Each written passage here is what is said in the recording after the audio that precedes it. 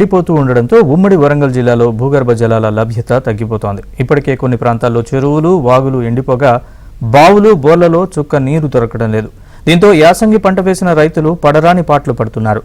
శక్తికి మించిన ఖర్చు పెట్టి ఎంత లోతు బావులు తవ్వించినా డ్రమ్ము నీరు కూడా దొరకడం లేదు. దీంతో పంటలు ఎండిపోయి పశువులు దాణాగా మారుతున్నాయి.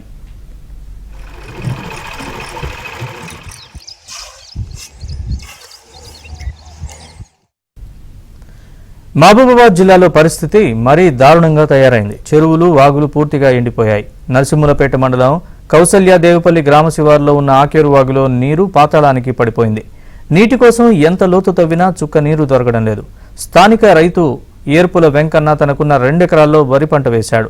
అందులో నీరు లేక ఎకరం ఆల్రెడీ ఎండిపోయింది. మిగిలిన పంటను కాపాడుకోవడానికి 20,000 ఖర్చు పెట్టి వాగులో 15 అడుగుల లోతు బావి తవ్వించాడు. దాంతో నీరు సమృద్ధిగా లభించింది. వెంటనే మోటారు బిగించి నీరు పారించడం మొదలుపెట్టాడు.